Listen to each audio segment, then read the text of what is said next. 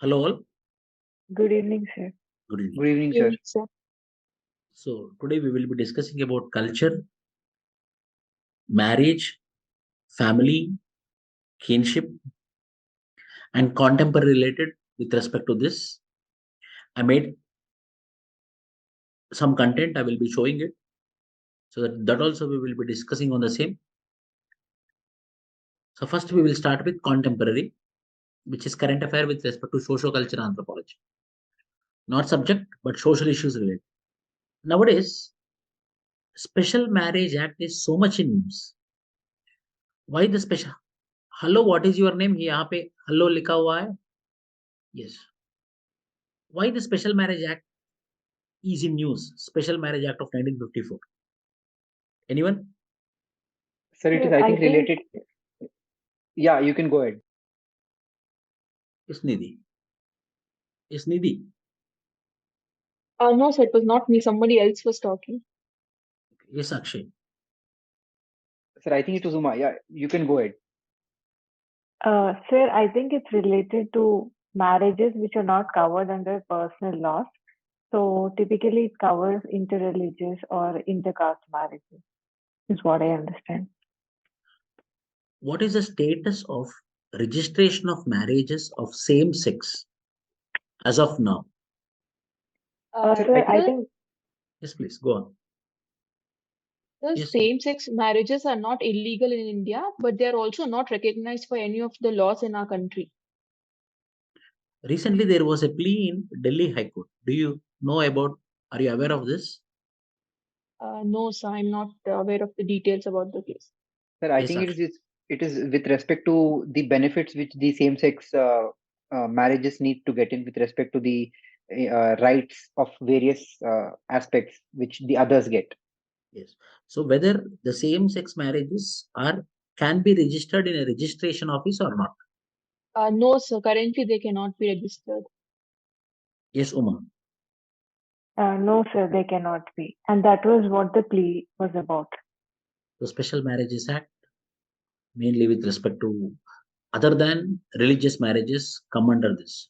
Certain special marriages in certain cases to provide diverse special marriage, religion. Yes. What what do you know about Kap Panchayats? Have you heard about Kap Panchayat, Wasim? Hello, good evening, sir. Yes, good evening, Wasim. Yeah, sir. Actually, Khap panchayats are the traditional means of social control.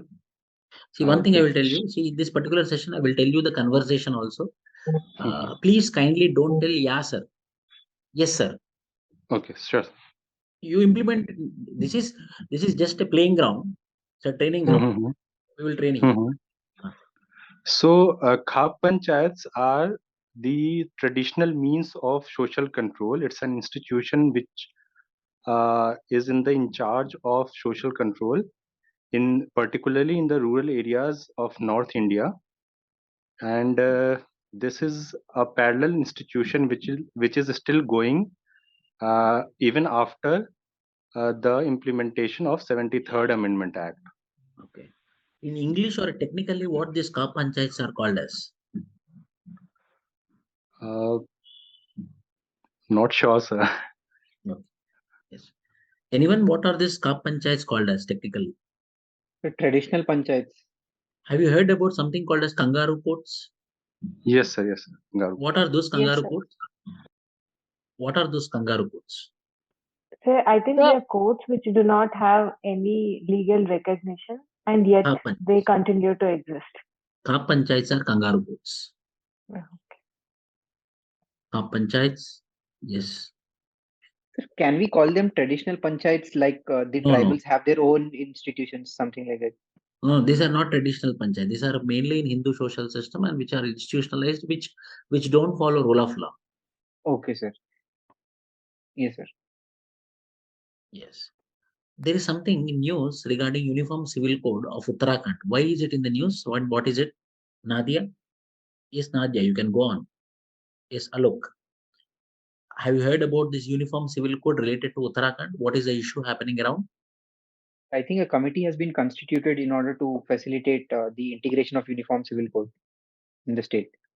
Okay, what is your opinion whether we have to go with uniform civil code or not? Every other country, several countries in the world have uniform civil code. Then why not India?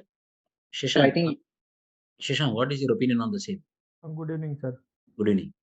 Sir, Uniform Civil Code as mandated by Constitution, Article 44, it is given that a state has to, like, a state should implement UCC. But Law Commission report, earlier Law Commission report has told that this is not necessary. It is not necessary because of diversity. One thing we can do in before implementing UCC is that we can rationalize the personal laws which are there, so that women of different religions are like given more rights in that before implementing UCC. Once the personal laws are rectified, then we can move on to UCC. Okay. Recently, Law Commission has recognized that marital law should be criminalized. Marital rape should be criminalized. What is your say on this, Uma Harati? So marital rape is certainly a problem, and it is rape, and therefore should be recognized as recognized within the act. But having said that, even though we criminalize marital rape, it may not reflect on the ground because there is a lot of social stigma on the issue.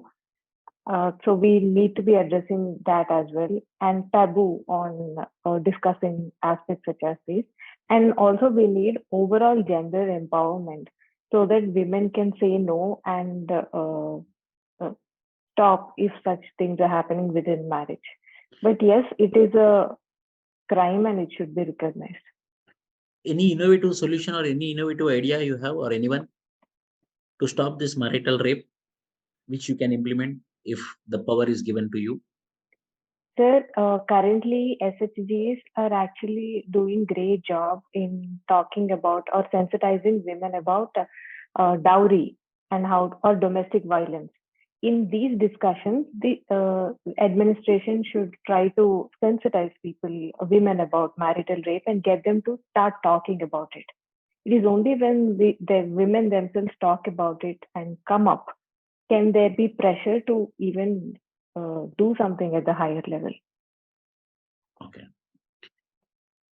Shashank, there is something called as cultural relativism. What is this cultural relativism in your optional?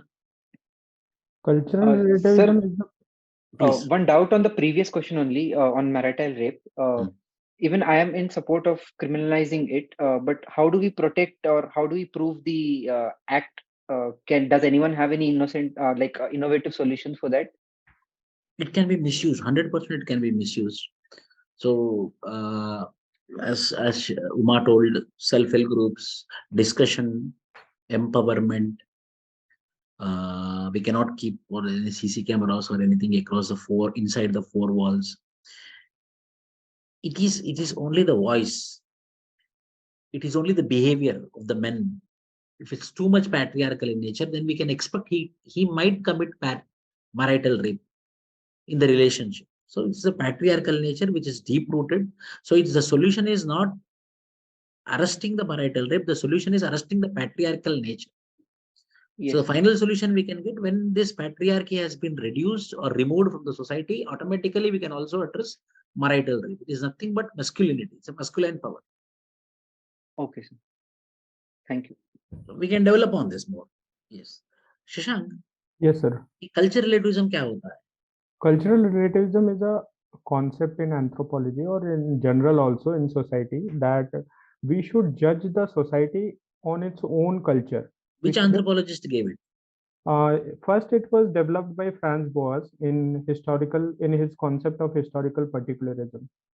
Okay, what is this? What is the meaning of it? It means that one culture should be judged on its own parameters. We shouldn't judge or compare that culture with ours. For example, if we are studying tribal culture, we should not judge that tribal culture that they have some belief which is outdated in our culture. We shouldn't impose our culture to them. We should understand their culture in their terms. If that is the case, if any human right violation is happening, then what we should do? Yes, it is there. Human rights violation like female genital mutilation in Bohra communities. That gross violation of human rights should be checked. It shouldn't be allowed on the name of cultural relativism. Okay. Nadia, can you tell me the difference between acculturation, enculturation, culture shock? Yes, sir. Acculturation would be accepting all the cultural components of one culture to another. So I'm not able to recall the difference between both. Okay, Wasim? Sorry. Sir, acculturation is the exchange of cultural traits between two cultures when they come in contact with one another. Then enculturation is the process of upbringing a new member in the society towards the culture of that group. And cultural shock is said to be in the sense of a devastating effect on cultural norms because of an external force, which is because of contact. Yes, sir. Can you tell me with example, can you tell me acculturation, enculturation? So if acculturation has to be said, then the cosmopolitan environment in cities like Delhi, where the people from Bengal and the people from Punjab came and developed like shared ideas. This is acculturation. Enculturation is when a child is born and whatever he or she learns from that culture, that is enculturation. And cultural shock is something like the contact of the colonialist with the isolated tribes. Yes. Like in Brazil or even in Andaman. Yes. Nidhi, can you explain the same? Yes, sir. So acculturation is when one majority community or one stronger social group has an influence on a smaller group such that the defining or unique traits of the smaller community are somewhere disappearing and are all taken over by the majority community. For example, the process of Sanskritization maybe can be called, or maybe tribal societies also can be brought into this aspect, wherein tribals have given up their own practices and have taken up the practices of the twice born community or the traditional Hindu society. Enculturation, sir, can be said, enculturation or socialization can be said to be a process wherein the next generation of people are taught the basic cultural values of where culture is transmitted from one generation to another. It can be called as acculturation. I'm sorry, sir, can be called as enculturation. Whereas cultural shock is something, sir, wherein a social group comes across traditions or practices which are completely different from their own, and something which is maybe unacceptable or something which is not seen before in their own community. Okay, very good explanation. In simple language, I will tell you can make your own sentence. Acculturation, a dominant culture trying to transform the culture of minority or trying to transform the culture of another community is called as acculturation. How? By creating an environment or by force, or there is no choice left. So that particular vulnerable community might change the culture is called as acculturation. For example, directly you will understand. Aurangzeb, jizya tax, 2/3 on all the communities.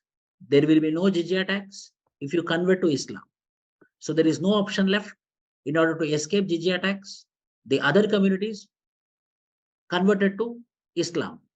Acculturation, acculturation, enculturation, English language, lot of opportunities are there.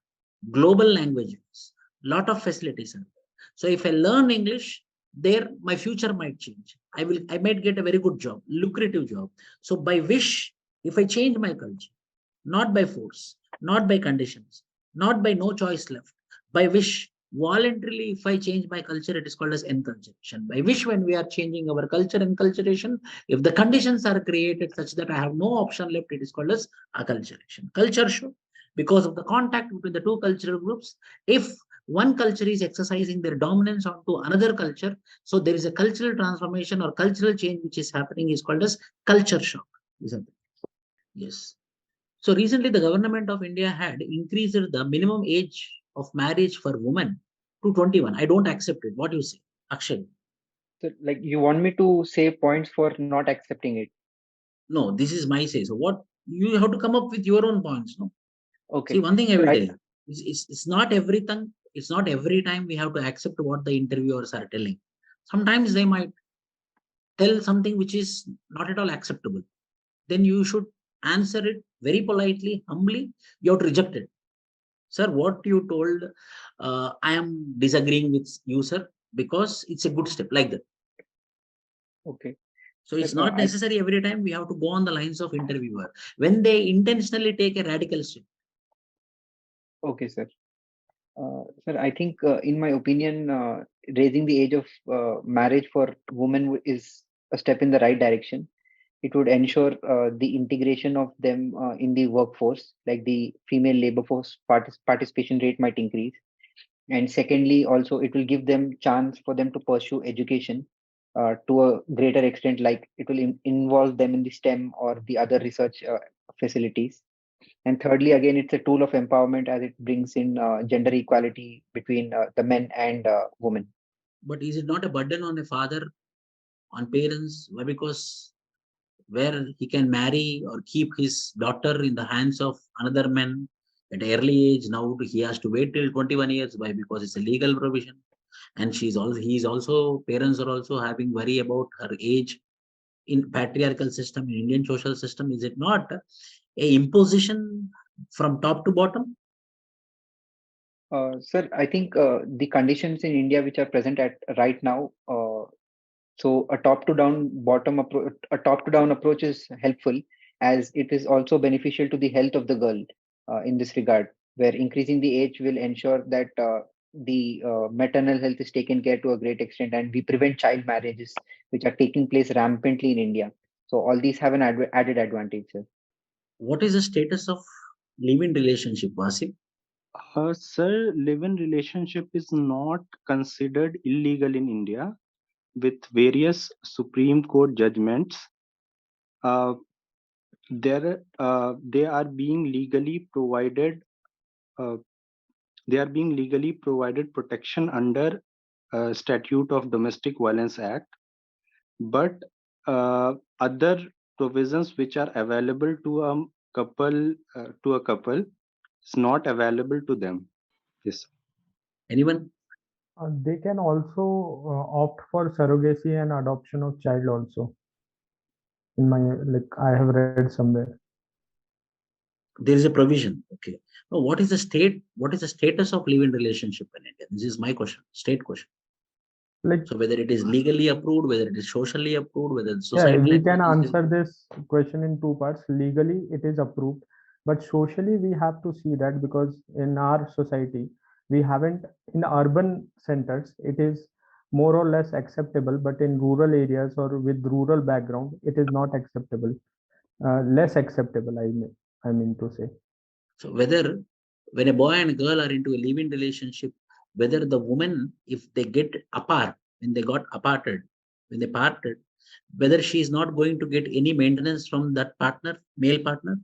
No, sir, there is no such provision as such of now. Uma Harati? Sir, I'm not aware of it, sir. But I don't think there is any such I will tell you. provision No, for it now. is there. It is. Sharma versus Sharma judgment. In this judgment, the Supreme Court had told that married men, unmarried women, married women, unmarried men, unmarried women. If this three relationships are in live-in relationship up to 2 years, with the factual evidence, if they put in front of the court, then the women have a legal right to get maintenance from the husband. But the only condition is they should have a substantial evidence that they are living together since last 2 years. Then that particular relationship will be equated with marriage relationship. Hence, what are all the provisions available under the marriage provisions will be available to this particular partner in that particular relationship. So it is legally recognized, and all the rights which a wife or a husband both together are getting will be given if there is an evidence of 2 years, according to the Supreme Court judgment of Sharma versus Sharma. This you can further inquire on it. This is what the factual information. Okay. Who is the first anthropologist studied on kinships? L.H. Morgan. Where he studied and what he studied? That I'm unable to recollect at the moment. Yes. Anyone? Kinship for the first time studied by which person? And what he studied? And what are his observations? I think it's L.H. Morgan who studied Iroquois Indians, and then he came up with two kinship terms, like on the basis of which kinship terms were divided, which was classificatory and descriptive. Very good. Very good. Yes. Can you tell me some of the basic features of Indian villages? What are the characteristics present in Indian village? Yes, Didi Pai. So one can be caste system. Second can be joint family system. Third, agriculture or peasantry is a main economic activity in villages. See, there is a popular saying that Islam had influenced a few tribal societies, and because of which there is a shift from matrilineal societies to patrilineal societies. Do you accept it? If yes, why? Third, in the islands of Lakshadweep, earlier the major religion was the tribal religion, sir. But with the coming of Islam in India, the religion which is followed among the tribals in Lakshadweep has become Islam now, and Islam continues to be the majority religion in Lakshadweep. And there also we can see change in several rituals. For example, matrilineal society was predominant in the Lakshadweep Islands, but now we see that there's a slow shift towards patrilineal societies. Also, certain rituals, for example, the puberty rituals for the girl child was present in the Lakshadweep Islands, whereas these rituals are not being practiced and are slowly fading away from these islands. Also, sir, idol worship, which is not followed in Islam, is also now slowly reducing in the Lakshadweep Islands. So as far as the influence of Islam is considered in India, the only region I can think of is the Lakshadweep Islands, sir. Though there are a few communities in India also, for example, in Jammu and Kashmir, where there has been an influence of Islam. Anyone? Uma or anyone?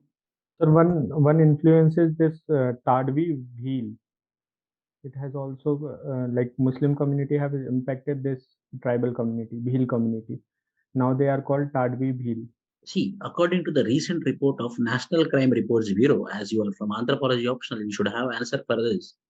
40% of the newly married couple or 40% of the marriages are climbing the court steps for divorce.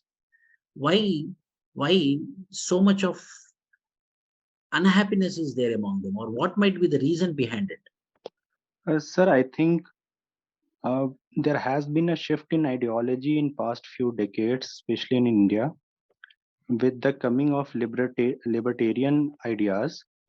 The traditional family-centric values are being overshadowed by the individualism of libertarianism.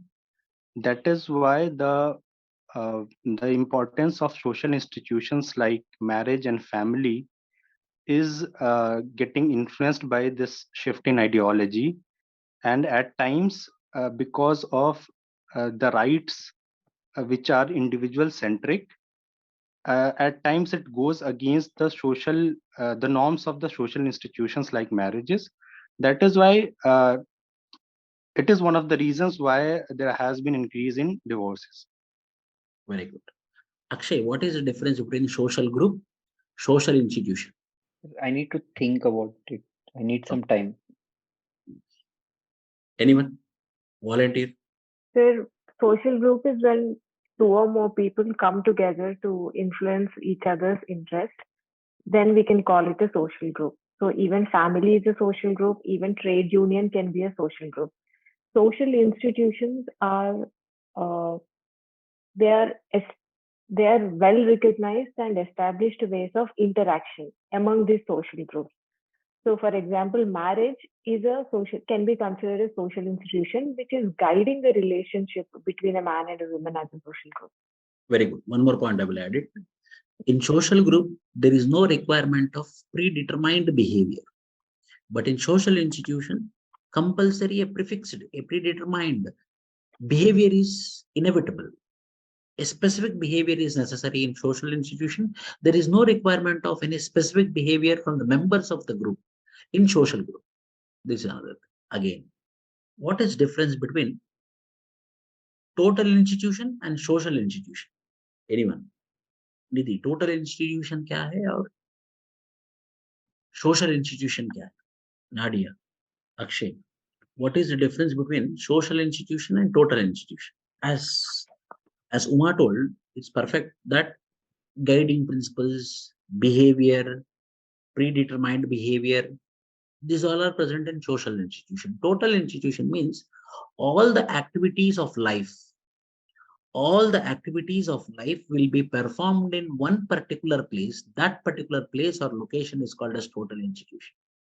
Like social things, like social rituals or economical things or political things or cultural things, all the activities of a man will be performed in one particular location is called as total institution, like a prison, like a hostel, like a PG. That is called as total institution. Completely subject. Can anyone tell me the difference between consanguinity and affinity? Consanguineous क्या होता है? Affinity और affinal क्या होता है? Where affinal relations are marital relationships by marriage, consanguineal is through blood. In the same, what is the difference between bilineal descent and bilateral descent? In bilineal descent, you can trace descent through both maternal and paternal ancestors, and bilateral descent is through the relatives of your parents, I think. It's not exactly a form of descent, but so I'm not what is descent? So descent is tracing your ancestry. Yes. Uma, what is the difference between bilineal descent and bilateral descent? Bilineal descent is when you can trace descent from both mother's side as well as father's side. And in bilateral descent, instead of going vertically, it's more horizontal. So relatives of both mother and father would be equally important. As per the wish of ego. What is difference between serial monogamy and non-serial monogamy? Any idea? And in Islam, polygyny is there. So how many spouses are allowed, or how many wives are allowed in Islam?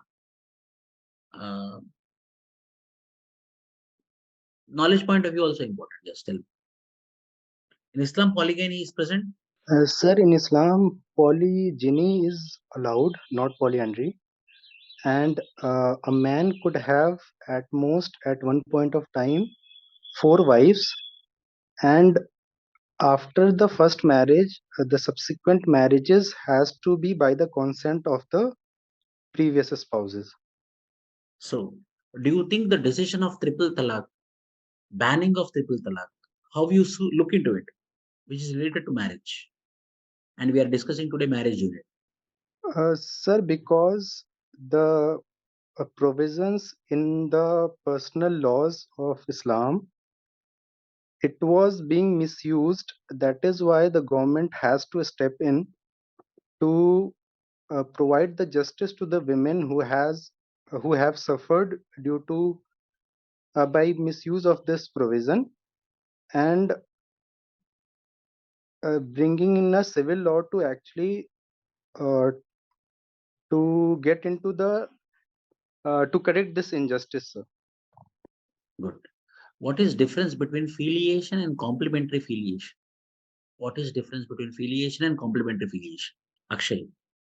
See, don't go deeper into the subject when you are preparing for interview. Just at least meanings you have to know. It's a big topic. Distant filiation, complementary filiation, 2.5. So what is the difference between filiation and complementary filiation? So in filiation, it is basically the process in which you allocate the various inheritance rights and decision making in the family, whereas and also succession to political office, things like that. And in complementary filiation, basically it is when filiation doesn't work, we use complementary filiation so that the ego is satisfied and things like that. For example, in the Nair society, usually it is taken over by the mama and his family, but complementary filiation, he can also inherit his dad's property. So this is explaining complementary filiation. Now the affiliation and complementary filiation. So I think it's what Akshay said. Yes, please go on. So filiation would be your affinal and consanguine ties, and then complementary filiation is, I think, Other than that. Yeah. Other than that, I think more towards your maternal side. I'm not Filiation, sure. whereby we will be having association with our consanguineous as well as our affinal. So the bond which is established with our consanguineous, for example, if we are patrilineal with my father line, if it is matrilineal with my mother line, as well as affinal, spouse line, towards spouse side, that is called as filiation. A bond which is established between these two is called as filiation. Other than this, if I had a bond, it's called as complementary filiation. For example, if my system is patrilineal system, but I had a special relation with my mother side relatives, it is called as complementary filiation. Simple. Okay, Akshay? Sir, can you explain filiation again? See, filiation, I have bond. My system is patrilineal system. So obviously, I will have bond with my parents' side, my father's side relatives. One. Number two, with my spouse side, I will also have a relationship with my spouse side. So spouse relatives relationship as well as my patrilineal side relatives relationship is called as affinal relationship. Yes. Filiation, it's called as affinal plus consanguineous. In that consanguineous, which type of descent I am living, that particular bond is called as filiation. Complementary filiation, my system is patrilineal, but I had bond towards my mother's side. My Yes. system is matrilineal, but I had bond towards my father's side. It is called as complementary filiation. Yes. Yeah. Thank you. Wasim, what is this anuloma marriage and pratiloma marriage? Sir, anulom marriage is where a person, a male from upper caste, marries a woman from lower caste. But in pratilom marriage, a woman from upper caste marries a male from lower caste. So there is a social acceptance from anuloma, but there are social sanctions against pratiloma marriages. Very good. Then who are these Chandalas? Sir, Chandalas are the children born out of pratiloma marriage. So according to traditional fourfold classification of Hindu social system, there is Brahmana, Kshatriya, Vaishya, Shudra. Then how come this Atishudra came into existence? Uma. Sir, I'm not aware of it. See, so as So Wasim these rightly are said, as Wasim rightly said, so Brahmana, Kshatriya, Vaishya, Shudra, in this there is Anuloma marriages and Pratiloma marriages. The children who are born to this Pratiloma type of marriage, those are called as Chandalas or Paulkasas. So this, as they are born to upper caste, upper Varna women and lower Varna men, so the children are being recognized as separate identity. So already Shudra was been existing who are equivalent to today's backward classes. So these people who are born to upper caste woman and a lower caste boy were being recognized as untouchables. And they had given with a separate identity called as Atishudras. So Atishudras are the children who are born of Pratiloma marriages, according to traditional Indian social system. One more question. Why Indian social system was being recognized as Hindu social system. Who is responsible for this? You got the question right, everyone? Ishan. Am I audible, sir? Yes. Indian social system is recognized as largely recognized as Hindu social system because in India, like more than 80%, like 80 to 83% are Hindus, and the authors, the anthropologists like M.N. Srinivas, L.P. Vidyarthi, they have studied about the Are system you of sure about it? Hello, Are you sure about it? like 80%, 14% is Muslims. M.N. Srinivas. No, sir. I'm not talking about that. He has put this as Hindu social system, but I am giving an example that he has studied the patterns of Hindu social system. Nadia? So I'm not sure who gave the classification. No, see, I will tell you. It's British came in order to appease the majority sections. So the majority sections, when the British arrived, are Hindus. So they equated in order to get the support from the Hindus, the majority. They clearly told in the literature which came out from this colonial masters that India is nothing but Hindus. India belongs to Hindus. In all the literature which is written by the colonial masters, they equated Indian social system with Hindu social system in order to appease the majority population which were living in British India time. And this had been institutionalized later. After 1857 till independence, it has been institutionalized and finally concluded that Indian social system is nothing but Hindu social system. It is an orchestrated, created by the orchestrated thing which is done by British in order to appease them, in order to get the support as well as to divide and rule.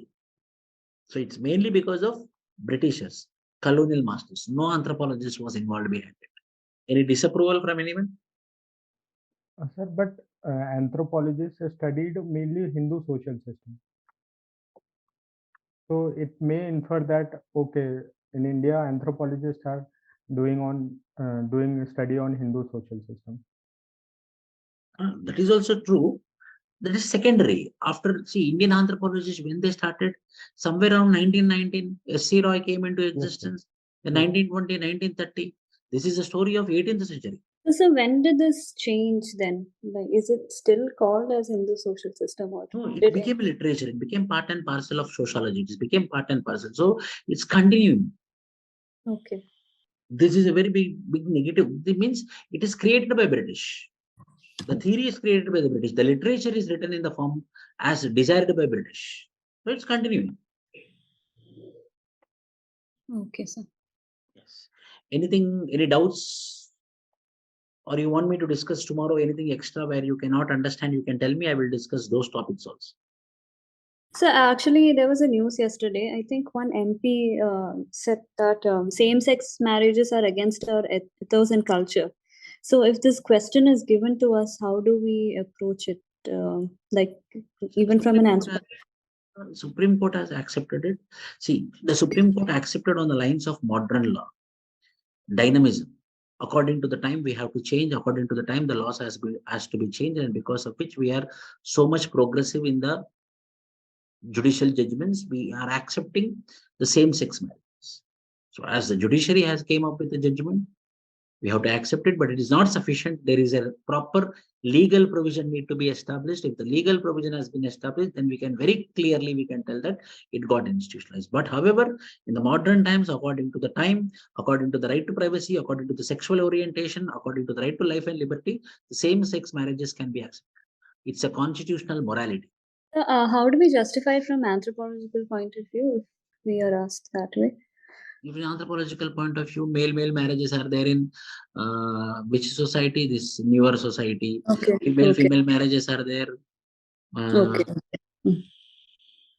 Yes, sir. I think ghost marriage is in Nigeria. Yeah. Okay. Thank you, sir. Any more doubts? Anyone? Uma? No, sir. Thank you. So tomorrow 9 o'clock, we will discuss with 3, 4, 5 economic organizations, political organizations, and religion. Okay. Thank you. Thank you, sir. Thank you. Thank you, sir. Thank you.